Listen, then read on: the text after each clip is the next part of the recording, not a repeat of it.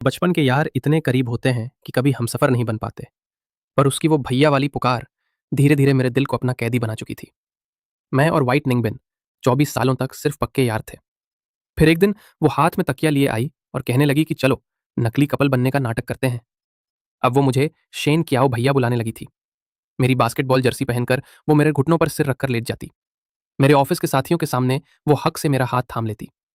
मैं हर बार खुद को यही समझाता कि ये सब बस एक नाटक है। पर उस रात जब मैंने सुना कि कोई और लड़का उसे बाहर ले जाने की बात कर रहा है, तो मेरा सब्र जवाब दे गया। मैंने उसके हाथ से फोन छीना और दो तूक कह दिया, वो खाली नहीं है। उसने अपनी पलकें झपकाते हुए मुझसे पूछा कि मेरा मतलब क्या है। मैं घबरा गया। फोन की दूसरी तरफ से अब भी उस लड़के की आवाज आ रही थी। निंगबिन, क्या कल रात तुम फ्री हो? मैंने एक बहुत अच्छा फ्रेंच रेस्टोरेंट देखा है।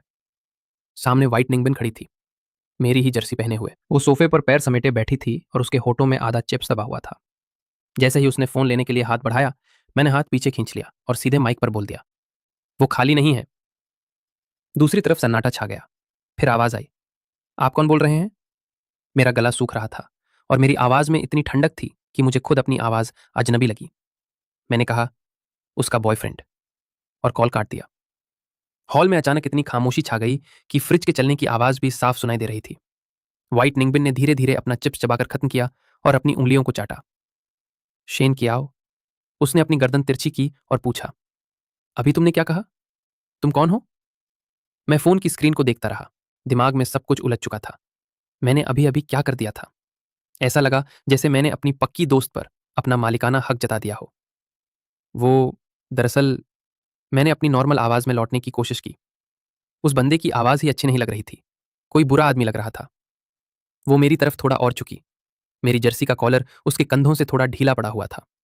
उसने शरारत से पूछा, अच्छा, तो इसलिए तुमने मेरे बॉयफ्रेंड होने का नाटक किया?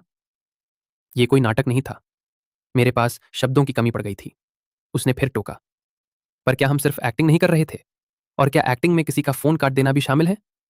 मैंने अपना मुंह खोला, पर गले से कोई आवाज ही नहीं निकली। वो सोफे पर घुटनों के बल खड़ी हुई और मेरी तरफ थोड़ा और सरक आई। शेन की आओ। उसकी आवाज अब धीमी और गहरी हो गई थी। कहीं तुम सच में तो नहीं? मैं झटके से खड़ा हो गया। मैं नहाने जा रहा हूं। मैं लगभग भागते हुए बाथरूम में घुसा और नल खोल दिया। जब ठंडा पानी मेरे सिर पर पड़ा, तब जाकर दिमाग थोड़ा ठिकाने आया। आईने में देखा तो मेरे कान अब भी लाल थे। आखिर मुझे हुआ क्या था? जैसे ही उस लड़के ने उसे निंगबिन बुलाकर फ्रेंच डिनर पर चलने को कहा, मेरा हाथ मेरे दिमाग से तेज चला। मैंने एक पल के लिए भी नहीं सोचा, ये सब गलत है। मैं और व्हाइट निंगबिन तो तब से साथ हैं जब हम छोटे बच्चे थे। जब वो 5 साल की थी तो उसने मुझे कीचड़ के गड्ढे में धक्का दे दिया था। 7 साल की उम्र में उसने मेरी खिलौना कार छीन ली। 12 की हुई तो मेरी नोटबुक पर सुअर की शक्ल बना दी। और 18 साल की उम्र में जब उसने पहली बार ज्यादा पी ली थी, तो उसने मेरे ऊपर ही उल्टी कर दी थी।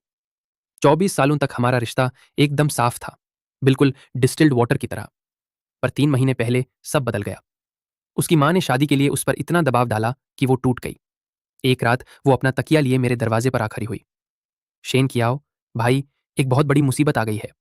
बस कुछ वक्त के लिए मेरे बॉयफ्रेंड बनने का नाटक कर लो। मैं उस वक्त गेम खेलने में बिजी था।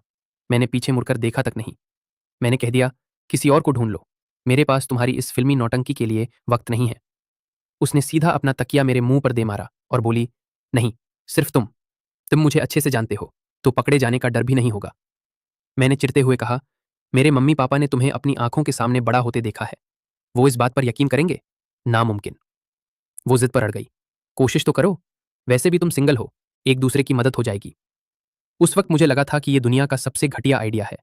पर आज जब मैं बाथरूम में खड़ा अपने कांपते हुए हाथों को देख रहा हूं, तो एहसास हो रहा है कि 3 महीने पहले ही कुछ बहुत बड़ी गड़बड़ हो गई थी। सब कुछ रास्ते से भटक चुका था। जब मैं नहाकर बाथरूम से बाहर आया तो वो हॉल में नहीं थी। मैंने चैन की सांस तो ली, पर मन के किसी कोने में एक अजीब सी मायूसी भी महसूस हुई। मैं अपने कमरे में गया और बिस्तर पर लेटकर छत को घूरने लगा। 3 महीने पहले जिस दिन वो मेरे पास आई थी, उस दिन की एक एक बात मेरे दिमाग में साफ होने लगी। वो अपना वो अजीब सा बदसूरत गाजर वाला तकिया पकड़े दरवाजे पर खट दी थी। उसकी आंखें लाल थीं। उसने कहा था, मम्मी कह रही हैं कि अगर मैंने अब भी कोई लड्डिचका नहीं ढूंढा तो वो मुझे लेकर सीधा शादी के रिश्तों वाले मेले में खड़े ही हो जाएंगी। मैंने उसे अंदर बुलाया और एक कोक कोक की केन पकड़ा दी। तो इसका मतलब ये तो नहीं कि तुम किसी को भी पकड़ दिया कर अपना बॉयफ्रेंड बना लो? वो फर्श पर पैर समेट कर बैठ गई और बोली, तुम कोई कोई भी नहीं हो, तुम मेरे सबसे अच्छे यार हो। बस उसकी इसी एक बात ने मेरा दिल पिघला दिया। मैंने हार मान ली। ठीक है बाबा, करूंगा नाटक। शुरुआत में ये वाकई सिर्फ एक नाटक था।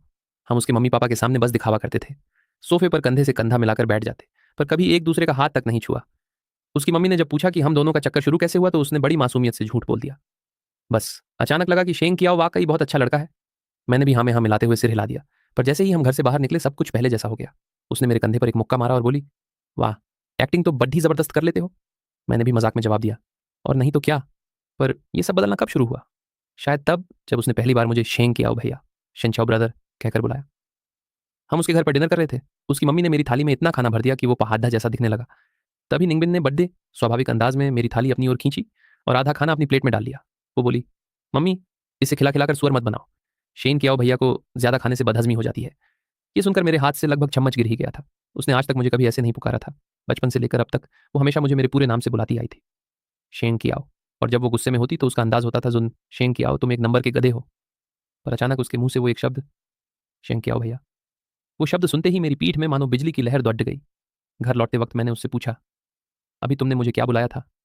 उसने आंखें झपकाते हुए बद्दी सादगी से कहा, देखो, अगर नाटक करना है तो पूरी शिद्दत से करना चाहिए ना। नाम लेकर बुलाना कितना पराया सा लगता है। मैंने टोकते हुए कहा, पर इतना रोमांटिक होने की भी जरूरत नहीं थी। वो हंस पड़ी, क्यों? मुझे तो सुनने में बड़ा अच्छा लग रहा है। उस दिन के बाद से वो मौका मिलते ही मुझे इसी नाम से बुलाने लगी। कभी फोन पर कहती, शेंग कियाओ भैया, मेरा एक पार्सल आया है, प्लीज कलेक्ट कर लो ना। कभी मेरे घर खाना खाने आती तो आवाज लगाती, शेंग कियाओ भैया, खाना तैयार हुआ या नहीं। हर बार जब वो मुझे उस नाम से पुकारती, मुझे जवाब देने में कुछ सेकंड्स लग जाते। मैं खुद को बार बार समझाता कि ये सब बस उस नाटक का हिस्सा है। पर दिल के किसी कोने में मुझे पता था कि अब कुछ बदल चुका है। अगले दिन शनिवार था। मैं दोपहर तक सोता रहा। जब सोकर उठा और कमरे से बाहर आया तो देखा वो डाइनिंग टेबल पर बैठी बाहर से मंगाया हुआ खाना खा रही है। उसने अभी मेरी वही बास्केटबॉल जर्सी पहन रखी थी और शायद नीचे कुछ नहीं पहना था। मैंने तुरंत अपनी नजरें फेर ली। तुम्हारे कपड़े कहाँ हैं? धोने के लिए डाले हैं, उसने चम्मच चबाते हुए लापरवाही से कहा। तुम्हारी एक शर्ट मांग ली तो क्या हुआ? इतने कंजूस क्यों बन रहे हो? बात कंजूसी की नहीं थी। बात यह थी कि वो बास्केटबॉल जर्सी उस पर बहुत ढीली थी। उसका गला काफी बड्डा था और नीचे का हिस्सा बस उसकी जांघों तक आ रहा था। वो नज़ारा मेरे दिमाग में हलचल मचाने के लिए काफी था। मैं चुपचाप पानी का गिलास भरने चला गया। उसने पूछा, आज का क्या प्लान है? सोने का। क्या सोओगे? चलो मेरे साथ शॉपिंग पर चलो। नहीं जाना। शेंग किया भैया। लो, फिर शुरू हो गई।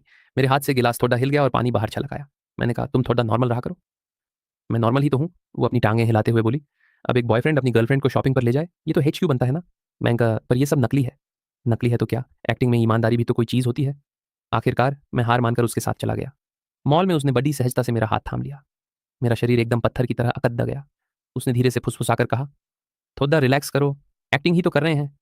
पर सच तो यह था कि मैं रिलैक्स हो ही नहीं पा रहा था। उसके जिस्म का एहसास मेरे हाथ से टकरा रहा था और उसके बालों से आती शैम्पू की खुशबू सीधे मेरे दिमाग पर असर कर रही थी।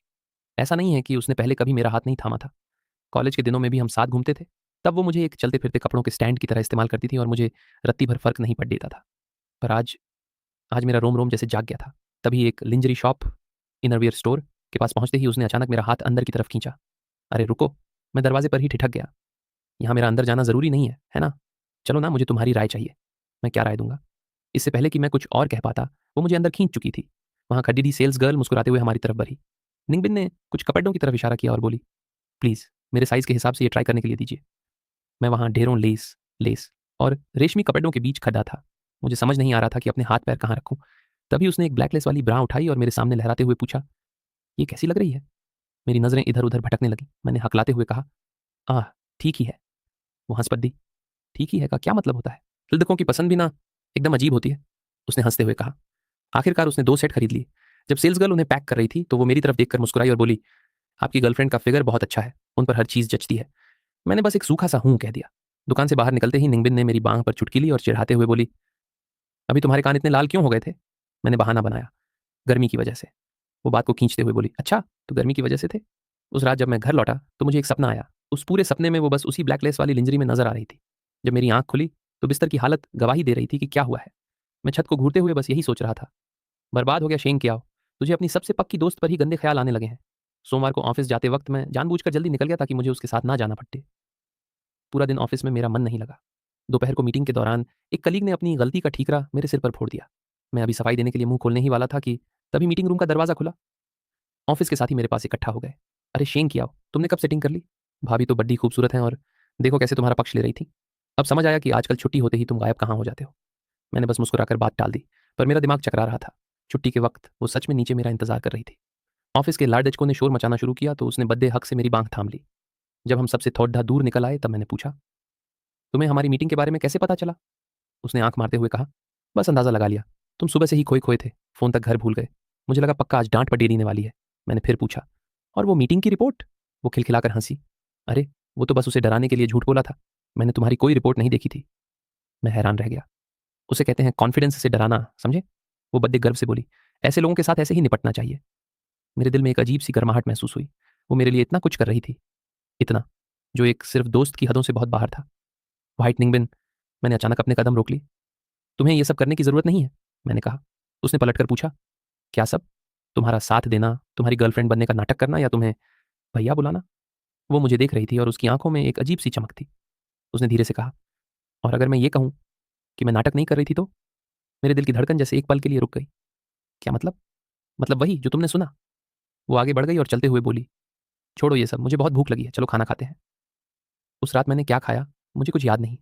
मेरा पूरा ध्यान उसकी बातों पर था। अगर वो नाटक नहीं कर रही थी तो फिर इसका क्या मतलब था? क्या वो वाकई सीरियस थी? पर हम तो 24 सालों से सिर्फ दोस्त थे। ये सब इतनी जल्दी कैसे बदल सकता है? और अगर वो मुझे पसंद करती भी थी तो इतना घुमा फिरा कर क्यों कह रही थी? वो सीधे सीधे भी तो बोल सकती थी। फिर अचानक मेरे मन में एक ख्याल आया, नहीं, वो पक्का मजाक कर रही होगी। निंगबिन बचपन से ही मुझे परेशान करने और मेरा मजाक उड़ाने का कोई मौका नहीं छोड़ती थी। जरूर ये उसकी कोई नई चाल होगी। अगले कुछ दिनों तक मैंने जानबूझकर उससे दूरी बना ली। मैं सुबह जल्दी निकल जाता और रात को देर से घर लौटता ताकि हमारा आमना सामना ही ना हो। उसने मुझे मैसेज भी किए पर मैंने बहुत छोटे और रूखे जवाब दिए। शुक्रवार की रात थी। मैं ऑफिस का काम खत्म करके रात के 10 बजे घर पहुंचा। दरवाजा खोला तो देखा कि हॉल की लाइट अब भी जल रही थी। वो सोफे पर सिमट कर बैठी कोई फिल्म देख रही थी। आहट सुनते ही उसने पीछे मुड़कर देखा। आ गए? उसने पूछा। मैंने बस एक छोटा सा हूं कहा और सीधा अपने कमरे की तरफ बढ़ने लगा। शेंग के आओ। मैं ठिठक गया। उसकी आवाज़ बहुत धीमी और नरम थी। क्या मैंने कुछ गलत किया है? नहीं, ऐसी कोई बात नहीं है, मैंने बिना उसकी तरफ देखे जवाब दिया। तो फिर तुम मुझसे बच क्यों रहे हो? मैं उसकी तरफ मुद्दा। वो सोफे पर अपने घुटनों को समेट कर बैठी थी। हॉल की मध्यम रोशनी में उसकी आंखें पहले से कहीं ज्यादा चमक रही थीं। मैं तुमसे बच नहीं रहा हूं, मैंने झूठ बोला। उसने फिल्म पॉज कर दी और सीधे मेरी आंखों में देखते हुए बोली, झूठ मत बोलो। सोमवार से ही तुम बहुत अजीब बर्ताव कर रहे हो, आखिर बात क्या है? मैं सोफे के करीब गया तो मुझे हल्की सी शराब की महक आई। तुमने पी रखी है? बस थोड़ी सी। उसने मेरी तरफ नजरें उठाकर देखा। बिना पिए शायद तुम तक पहुंचने की हिम्मत ही नहीं जुटा पाती। उसने सोफे पर अपने बगल वाली जगह थपथपाई और कहा, यहां बैठो, कुछ बात करनी है। मैं थोड़ा झिझका पर बैठ गया। टीवी की स्क्रीन पर फिल्म रुकी हुई थी, ठीक उस सीन पर जहां हीरो हीरोइन एक दूसरे को चूम रहे थे। माहौल में एक अजीब सी बेचैनी थी। शेन कियाओ, उसने बहुत ही धीमी आवाज में कहा, हमें नकली कपल बने 3 महीने हो गए हैं। मेरे मम्मी पापा को सच में लगता है कि हम एक दूसरे से प्यार करते हैं। हाँ, मैंने कहा, और तुम्हारे मम्मी पापा ही नहीं, ऑफिस के कलीग्स और दोस्तों को भी यही लगता है। तो फिर? उसने मेरी तरफ चेहरा घुमाया। उसकी आंखें नम थीं। तो क्या ये नाटक सच नहीं हो सकता? मेरे दिल की धड़कन अचानक तेज हो गई। क्या मतलब? मतलब वही जो तुम समझ रहे हो। वो मेरे थोड़ा और करीब आई। शेन की आओ, मैं तुम्हें पसंद करती हूँ। मेरे दिमाग में जैसे धमाका हुआ। तुमने तुमने आज ज्यादा पी ली है। नहीं पी।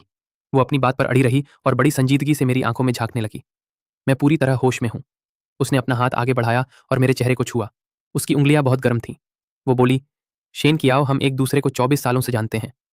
मुझे हमेशा यही लगा कि हमारे बीच सिर्फ पक्की दोस्ती है, पर यह ख्याल तब बदला जब हमने ये नाटक शुरू किया। मैंने अपना सूखता हुआ गला साफ किया और पूछा, जब तुम मुझे शेन कियाओ भैया बुलाती थी तो वो सिर्फ एक्टिंग थी या सच? उसने अपनी आंखें सिकोड़ते हुए मजाक में कहा, तुम बताओ, क्या कोई दोस्त कभी किसी को इस तरह बुलाता है? तो उस दिन ऑफिस आकर सबके सामने अपना हक जताना और मेरी जर्सी पहनना, वो सब भी सच था? हाँ, यहां तक कि उस दिन ब्लैक लिंजरी खरीदना भी। उसने शर्माते हुए अपनी नजरें नीची की, पर फिर हिम्मत जुटाकर मेरी आंखों में देखा। वो सब मैंने जानबूझकर किया था। उसे देखकर मुझे अचानक बहुत गुस्सा आने लगा। व्हाइटनिंग बिन, तुम मुझे पागल करके ही मानोगी क्या? मैंने क्या किया? उसने हैरानी से पूछा। पहले तुमने मुझे उकसाया और जब मैं सीरियस होने लगा तो तुमने उसे नाटक कह दिया, और अब तुम कह रही हो कि वो सच था। मैं आखिर तुम्हारी किस बात पर यकीन करूं? वो एकदम सन्न रह गई। उसने हकलाते हुए पूछा, क्या क्या तुम वाकई सीरियस हो गए थे? मैं झटके से खड़ा हो गया। और नहीं तो क्या? मेरी बात सुनते ही उसकी आंखों में एक चमक आ गई और वो भी झटके से खड़ी हो गई। शेन कियाओ, तो तुम? तभी अचानक घर की घंटी बजी। हम दोनों वहीं जम गए। इतनी रात को कौन हो सकता है? मैं दरवाजे तक गया और जैसे ही मैजिक आई से बाहर देखा, मेरे होश उड़ गए। कौन है? निंगबिन ने पीछे से पूछा। मैंने बहुत मुश्किल से शब्द बटोरते हुए कहा, तुम्हारी मम्मी और मेरी मम्मी। दरवाजे के बाहर से दोनों माताओं की चहकती हुई आवाजें आ रही थीं। शेन कियाओ, निंगबिन, दरवाजा खोलो बच्चों। देखो, हम तुम दोनों के लिए गर्मा गर्म खाना लेकर आए हैं। मेरा पहला रिएक्शन यही था कि मैंने निंगबिन को पकड़कर कमरे की तरफ धकेला। जाओ, जल्दी से कपड़े बदलो।